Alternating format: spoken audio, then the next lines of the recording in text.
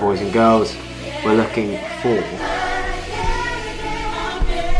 Oh, right, so today is going to be a pretty mundane day. It's nothing crazy. I'm just going to be trading. I've already done my live trading session now. It was pretty good.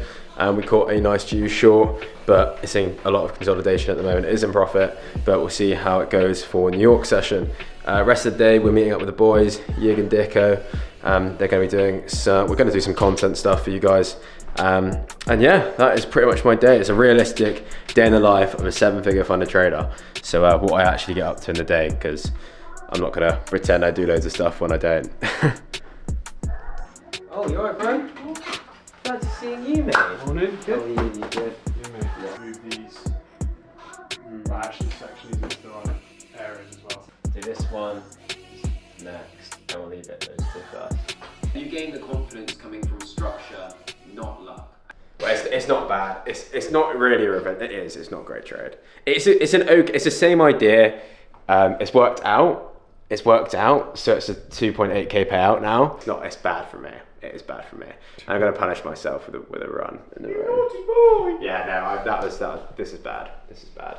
I'll talk through it. But I kind of knew what was happening. When I've spent as long as today on the charts, I kind of feel like I know exactly what's going to happen. And so far I'm right, but it meant that my first position lost, and it's meant that my right is me going to TP anyways. So revenge trade it, if you want to call it that. I'm going to call it something else. I'm going to call it magnificence. Magnificence. I don't know about that. I'm going to call it genius.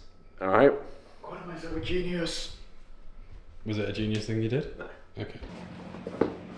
It's just like boom, like the camera there. Go then. Oh, it's well nice out. Yeah. Oh, Dubai's changed. Whoa. Are you in Dubai now, Bob? So our revenge trade hit a TP.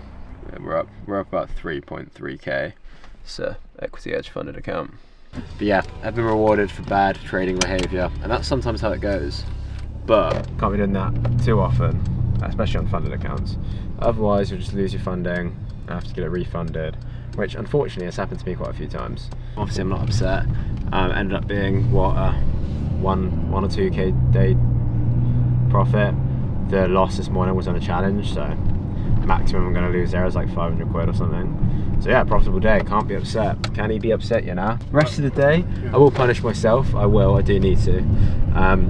I'm going to go for a run, I believe, or maybe we're going to play some paddle. I don't really consider that punishment, but I'm gonna psychologically believe it's punishment. Yeah, leaving the day for now, obviously. More trades than I'd like to take, as usual. Not as usual. I barely traded the last 2 weeks. Like, I've literally gone live a lot of days and just gone, yep, this is nothing today, which I don't like doing. Not because I just want to trade, but mainly because, well, yeah, I want to make money. But if there's not a position, there's not a position. I still believed in a lot of the higher time frame that I did for this morning's position. It just looked like we were getting a New York reversal instead of a London reversal, which is what we've done. So that's how I hit my TP now. So it's really similar position. It's just taking out a bit more liquidity, which is evidently what's happened, and we've had more volume come into the charts. So it's not actually technically that bad of a position. It's just more, maybe leaving the day at a loss probably was a smarter play. I'm saying it like I've lost like a fucking funded account, I've just made a payout, but still, probably not my best stuff. So don't be doing that stuff, you know? Let's eat some food. Oh, do you want to know what we got?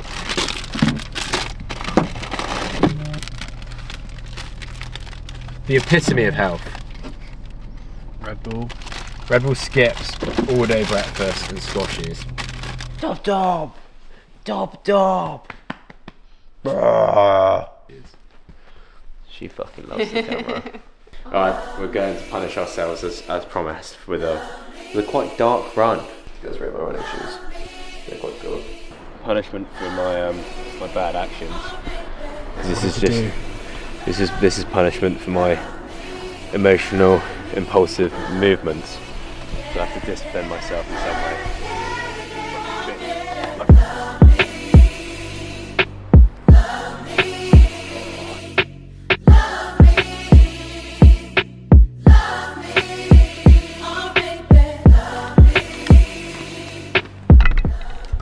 Sometimes you've got to take it all in. Look at this.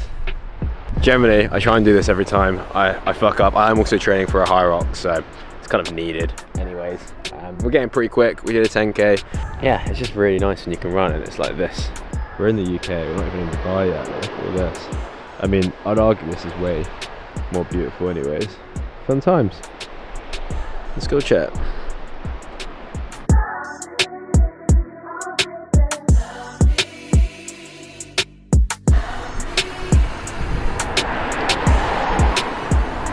Let's go.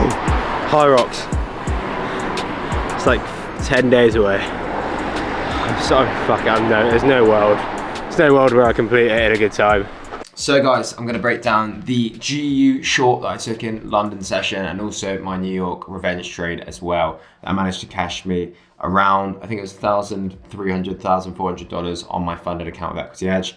And I was already up, I think a couple K already. So nice little payout with that, but a loss on the GFT challenge. So let's go through this position. So first and foremost, for those of you guys that have been following me for a little while, you're gonna know roughly what I look for. So generally, I'm looking for a reversal in London session. That's my best position. Typically, our base type of model is looking at the 5 minute for a supervision session high, a 5 minute market structure shift, a retracement to EQ, and then a 2R. So in this case, we're looking at GU. So GU, as you can see here, we took out Asian high and we did it with the 6 a.m. sweep, which isn't ideal. Normally you want a 7 a.m. sweep. So there's already a con for the position, which makes it slightly lower quality. Hence why I took on a challenge.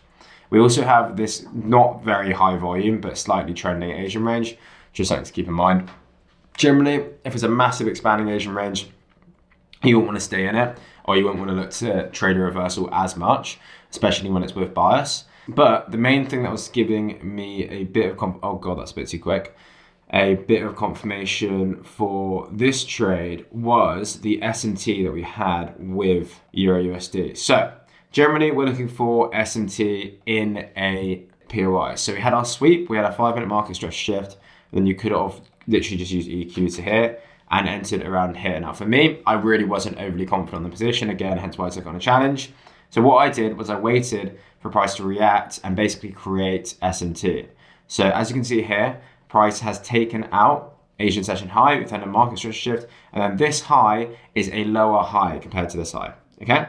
Now if you go over to EU, you'll see we've actually had this high, this high here, create a higher high compared to a lower high. So there's the S&T between EU and GU, and what this indicates just a higher chance of a reversal. Now, generally you want it to be in a POI, which we actually were. We just hit a fair value gap in Euro USD. So the POI was actually in GU, actually on EU, not GU, which makes it a little bit questionable, but it was S&T nonetheless. So I gained a little bit of confidence from that. So for me, I actually entered all the way up here once we put in that lower high and once EU had put in that higher high. So I took my trade like so, and I actually did manage to get like a 2R. I was just going for something much bigger. I was going for this fair value up down here, I believe. So I was going for like there. So it's a big trade. I was basically asking to pass a challenge in one position, which is what I typically do, to be honest with you. And I did slightly under risk as well. So it wasn't as much as I usually take on a phase one.